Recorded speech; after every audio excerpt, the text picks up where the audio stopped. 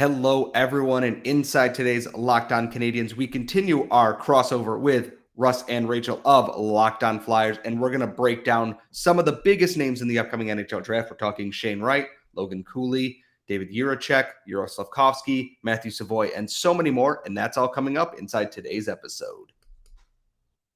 For Locked On Canadiens, your daily podcast on the Montreal Canadiens, part of the Locked On Podcast Network, your team every day.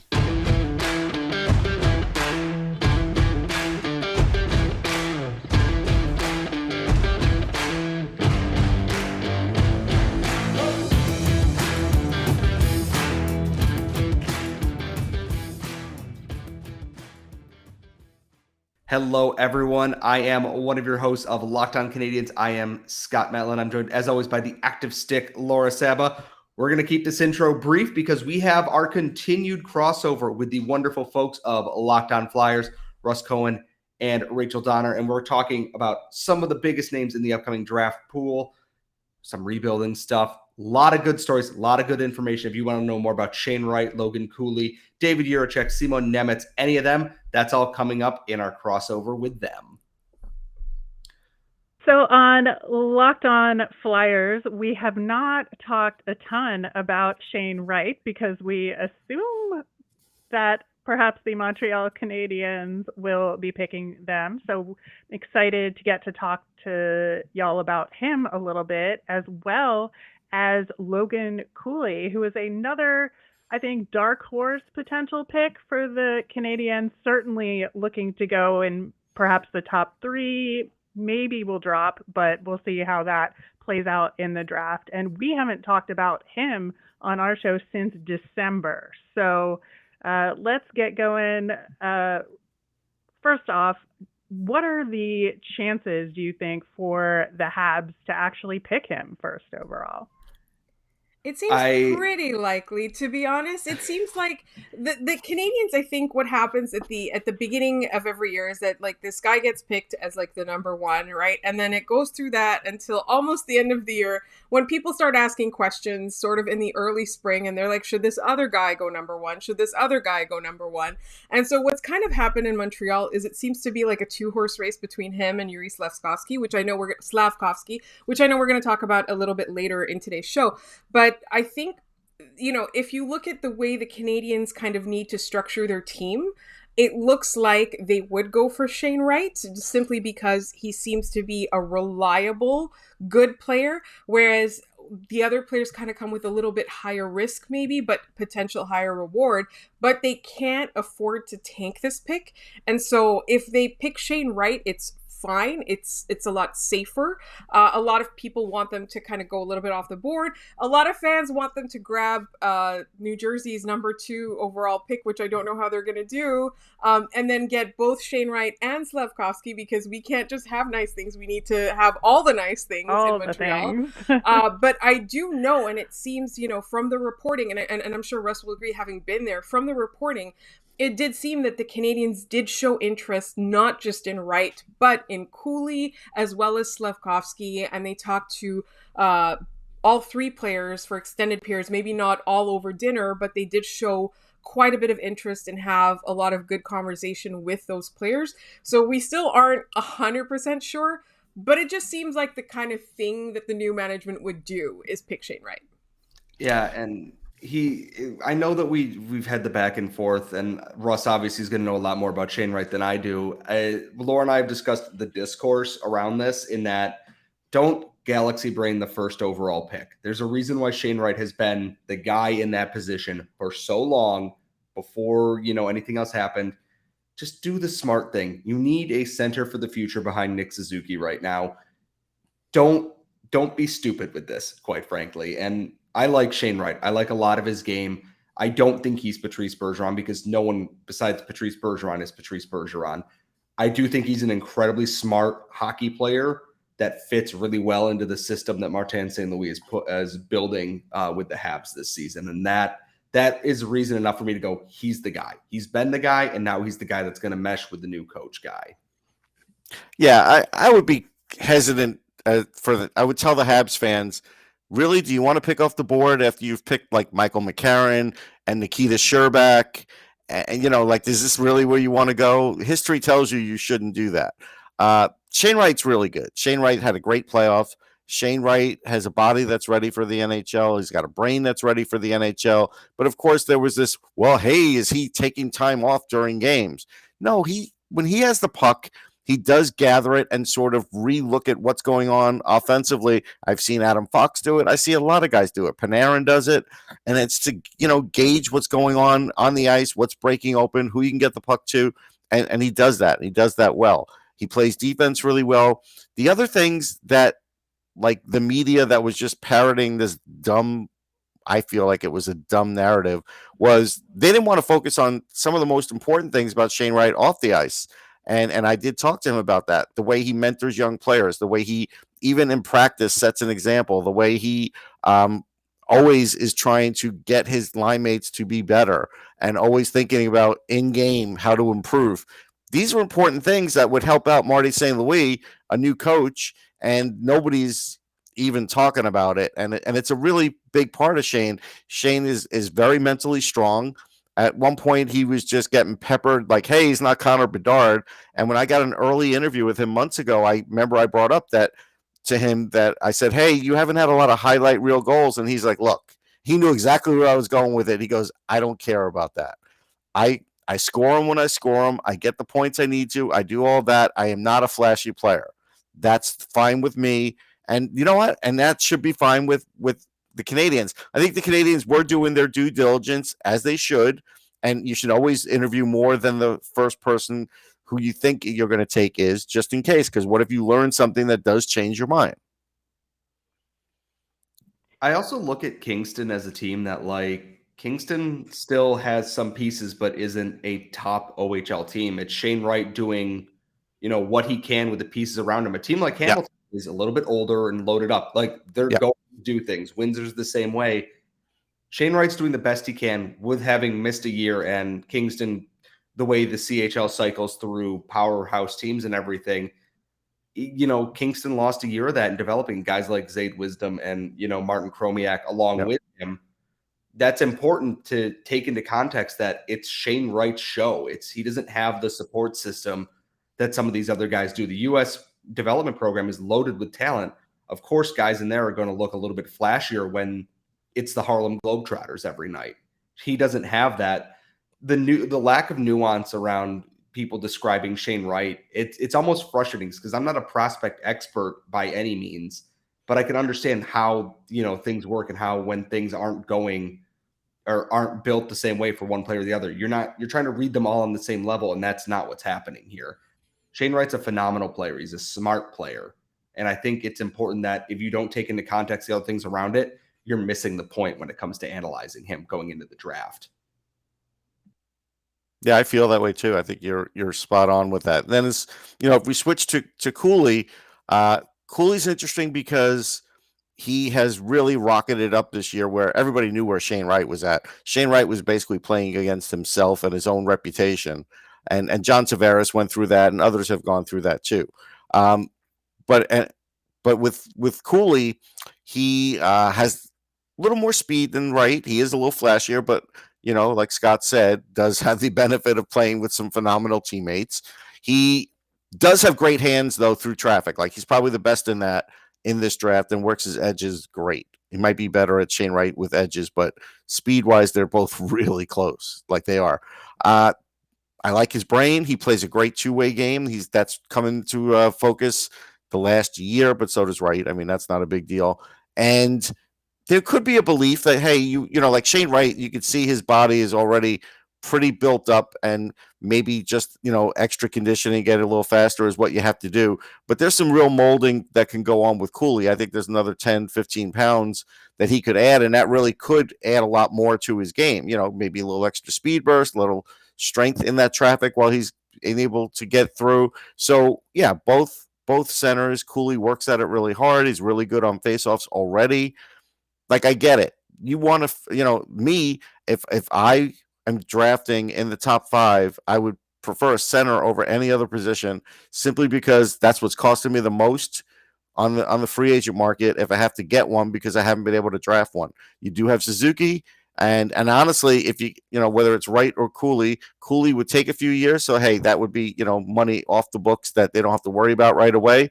They could wait a couple of years till they make a determination, and if they get Wright, hey, you could start him off at 3 seed. Don't start him off at 2 seed. Don't do that to him.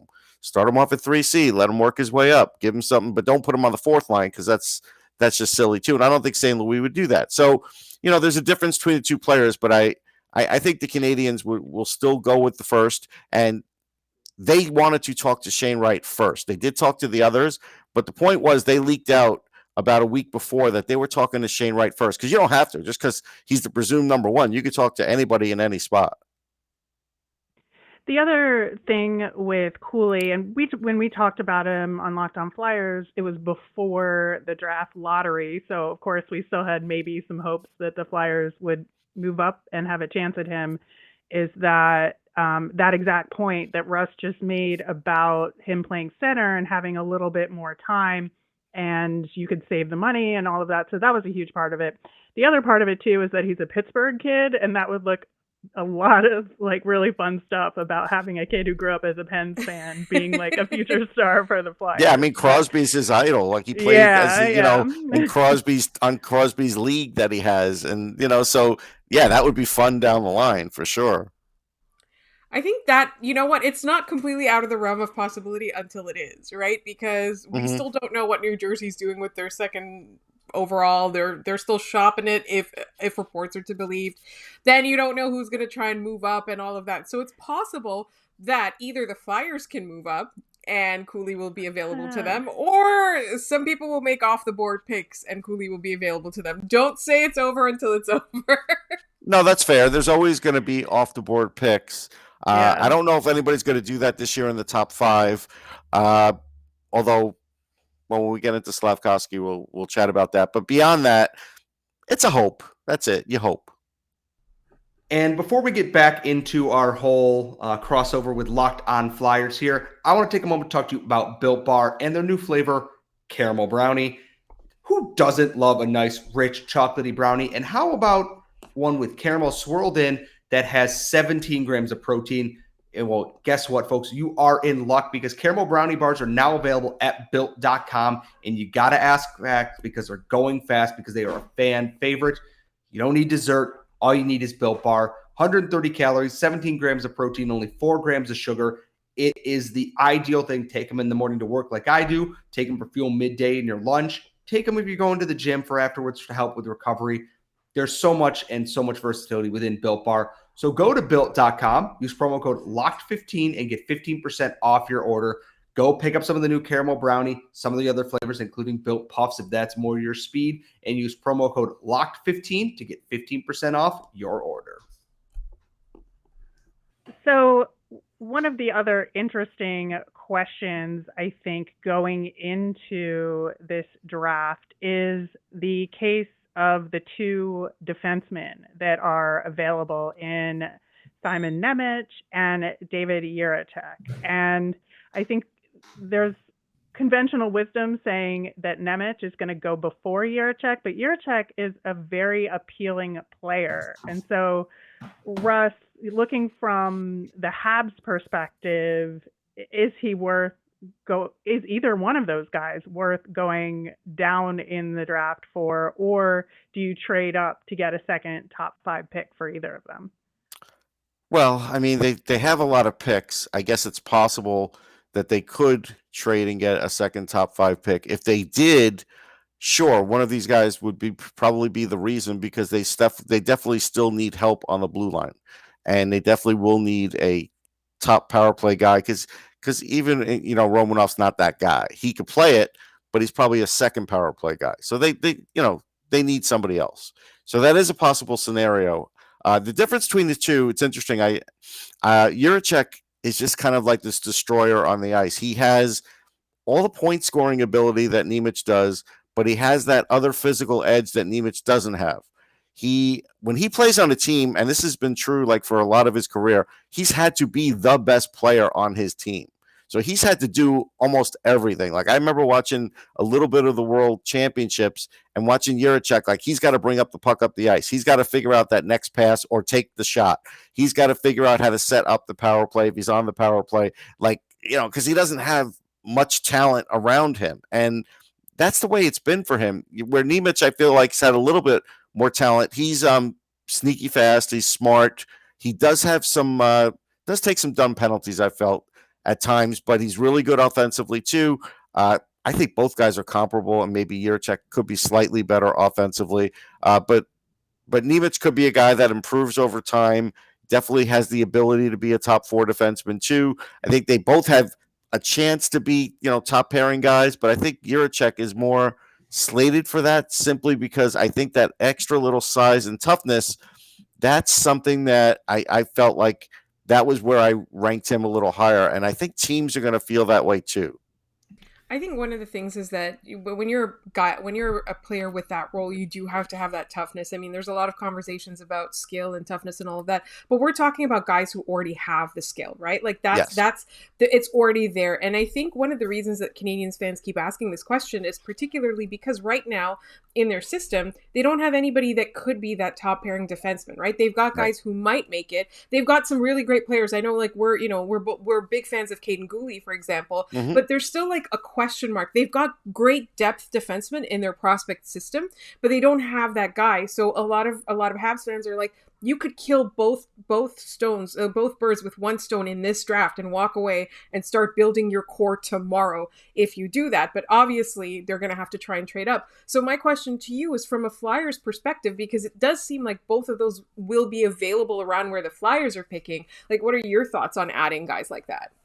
I'll just go first, and then I'll and then Rachel will go. The only thing I'd add about Cooley is I think he's a guaranteed lock at a number 2. I don't know if he's a number 1. That's what we'd have to find out over time. As far as with the Flyers, I think both of those guys will be in the discussion when the draft starts. I think only one of them will be there when they pick. I think this will be the big decision for them. I have no idea which guy they value over the others, but just based on the way they've been basically working the last couple of years, I'm thinking they're going to want the guy who's bigger and tougher.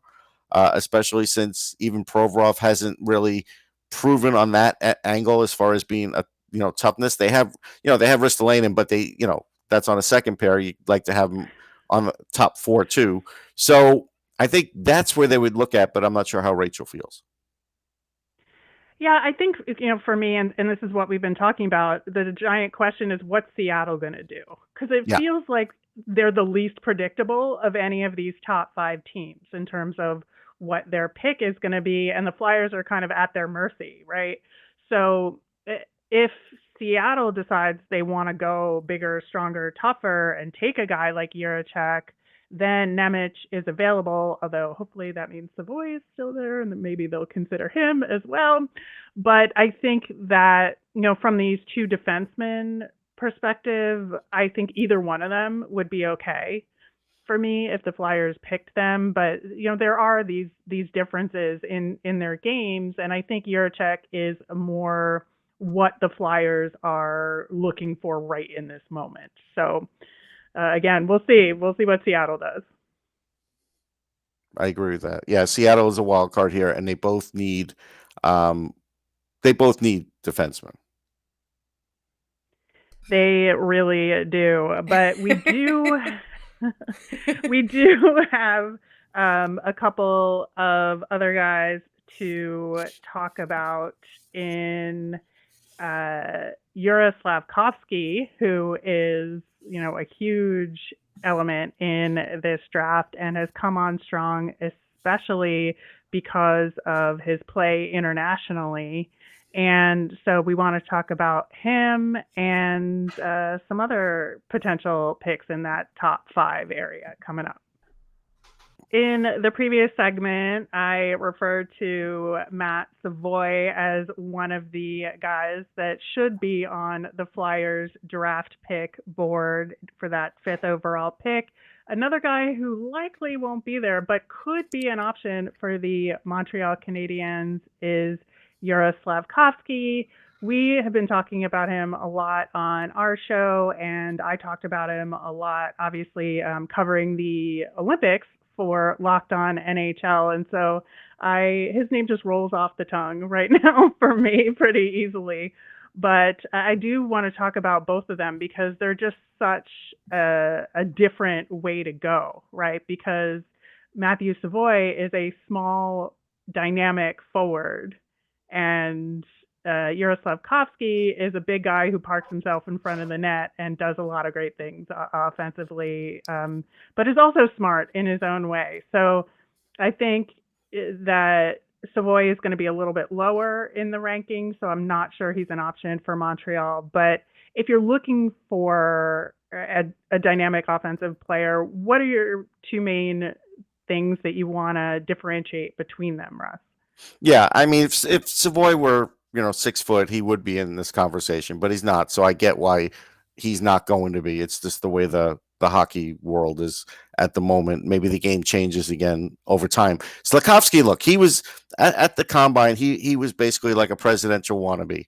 He was out there and he's like, yeah, I spoke to him and yeah, I think I should be the first overall. And yeah, I know Shane said this, but that's his thoughts and whatever. Like, I get it. He's flexing his arms. He's showing how big he is. I get all of that. The offensive ability is there. The skating's really good. I mean, again, the World Championships were good. They weren't great. Like, there was no Russia. There was a lot of players not there from the U.S., but he's a young guy, so he still did well. Same thing with the Olympics. Were they the best Olympics as far as rosters? No. But again, you can't take that away from a young guy being able to, play up in age. And so he's been able to do that. I just feel like with him, especially if he went to a place like Montreal, I think the pressure would be immense for him. I think Wright knows how to deal with pressure because he's been playing in Canada all this time, and he knows about it. He's had a target on his back, and he knows how to deal with all that. I don't think Slafkovsky could deal with that. While this was a happy-go-lucky kind of setting, there could be a moment a year or two into his career where you're getting into Galchenyuk territory and having to explain like maybe why the offense isn't there and what you're doing every day and what are you doing to prepare. And I could see Slafkovsky getting mad at that because, he is really good and he has gotten to this point and he is a prideful guy and he is super talented, but I just think that part's not a match. I look at Slafkovsky's talent too, and like the offense, he's a phenomenal offensive player. No one has ever said otherwise. It's just I look at what the needs of the Canadiens are right now too, and I look at this and go, they have a lot of wingers right now, some of which who are going to get moved out, but they've got other guys coming up in the system that they're going to want to get out of the AHL into regular NHL time. And I don't know if Slafkovsky is that guy for this upcoming year to fill that spot. Yeah, he had a really good Olympic game, but like you said, it was not against your traditional Olympic opponents. World Championships, okay, he was over a point per game, but it's also, some of the guys who were cast-offs from the NHL teams who were eliminated in the playoffs and such, still very impressive for a young guy. Game, just so people know, one game the U.S. played 4 defensemen. Because, exactly, because they lost a bunch. They didn't register Jordan Harris, another player, and it's like I don't want to call it a joke because it is taken seriously, but it's not nearly as impressive in the grand scheme of things. Is that I think Slafkovsky is a great player, and if the Canadiens are going to pick someone other than Shane Wright at first overall, I'm hoping they're picking Logan Cooley, who we talked about before, or Matthew Savoie here. They need a center down. They need someone who can step in and be in that middle six role behind Nick Suzuki this upcoming season. And if they play better than that, great. You move them up like we were talking about. Well, Slafkovsky is saying he could play center now, and apparently there are a few teams that believe it or at least are talking themselves into it. I can't tell you I've ever seen it, and I don't think any of us have ever seen it because it was a couple of years ago. So now this is like, do you believe he could play center? And that's where I don't think the Canadiens should take that risk. No. And this is where the New Jersey Devils are the team that takes that kind of risk and has it fail. That is like without question.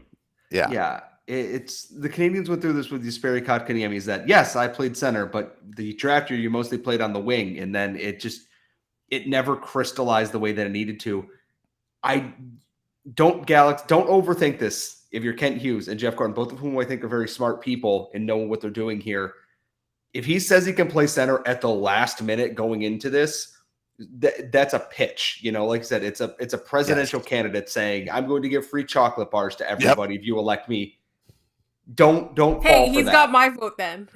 Coffee crisp for everybody at the draft. Arrow bars for me. If it's coffee crisp, I'm not voting for him. Ooh, I do love arrow bars though. So I can make this work. We can make this, but regardless, don't fall for the last minute Billy Mays sales pitch here. But wait, I can play center too. No. You haven't played center at that level. And the important thing is I've never looked at Slafkovsky as a good two-way player. Maybe he'll turn into that, but he's not right now either. Yeah, it's a last minute sales pitch and that's the thing is the draft combine and the interviews, you are selling yourself as a player. We both sat through enough where they get up there and say, yeah, I had a great thing. And it's like, I did 3 pull-ups, but you know what? They were the best 3 pull-ups at this entire combine kind of thing. I get it. And I like him as a player and I'm willing to be wrong on that. But at the same time, I don't see him being better than what Shane Wright's doing right now. The body of work is so different. Looking what the Canadiens need. A team like the Devils, yeah, you can take that risk. You have Jack Hughes, you have Nico Hischier, you have other pieces. Montreal doesn't have that. They're starting from a different point here. And if they had still Kotkaniemi or Philip Deneau, then I could understand it, but they don't. And fact of the matter is, I don't even think the Canadiens feel bad that they lost Kotkaniemi at this point. I don't, and they shouldn't. Probably fans don't. That's for sure. And it's no slide on the kid. I think he's a decent player, but he's not what people were building him up to be. No, and that's a hard part. I look at Slafkovsky and go that if you reach for this, you're going to go through the same thing again, and you're going to watch the guy that you could have taken. Even they're not uber impressive, but they're solid and NHL regulars. You're going to regret it for the rest of your tenure there. And I think fans are going to be mad at that. And we don't want to go through that all again, basically. I would agree, but I will say I love his personality. Yes. Personality I can see. Yeah.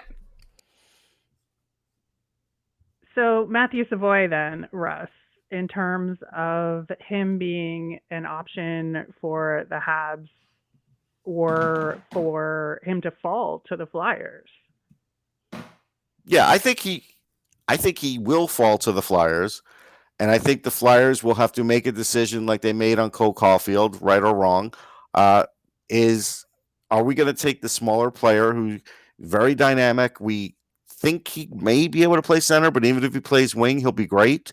I do think there's a chance he'll play center, but that's fine. We don't have to even worry about that today. We just have to worry about everything else. Now people are starting to say, well, he doesn't really have elite skating. Yeah, but Matthew Savoie knows where to go on the ice. You don't have to be an elite skater if you know where to go and you know where the puck's going to be and you're a good scorer, which he is. And he's also a guy that's a terrific two-way player, but also makes players around him better. Go look at the numbers. Like, I don't know, is that what the Flyers thought about Connor McLennan? Maybe. But certainly Connor McLennan benefited from Matt Savoie, at least on the power play, if nothing else. So everybody benefits from playing with the guy. He's like, if you listen to him speak at the combine, it was like having another coach. And it is good to have another player like that on the ice for a coach, because that becomes like the coach's best friend. Like, hey, I don't have to do all this here. I can let this guy do some of the talking, and the players really buy into it much better that way. So, if I'm the Flyers, I have to have a hard conversation, because while they would like and do need that defensive position, they need playmakers too. Like when you lose Giroux and Voracek, no matter what you thought about their play and everything else, they were stone cold, guaranteed for a certain amount of points playmakers in this league. Now the Flyers are lacking that. Yeah, it's very interesting times for the Flyers. And like Russ and I have been talking about on our show, that in this draft in particular, we really have to think about not where the Flyers are at this very moment, but where they're going to be in 2 to 3 years. That it's important to think about that and not just go for, this year they supposedly got pushed around too much and they're not physical enough. You don't want to just take the big guy, because this guy isn't going to be ready for 2 or 3 years. And you have to think about the overall prospect pool that you have and what direction the league is going in overall. But here's also the worry, Rachel. What's in fashion. Yeah, the worry is, let's say Jiricek is there at 5. They could bring him right over. They could give him his 9 games and talk themselves into it, like Lucas Biza or somebody like that. Like, hey, let's just keep him in the lineup, or we'll put him in the Phantoms for a while, and maybe, after 20 games, we'll bring him up. That's going to be there. Like, that temptation is going to be there. Yeah.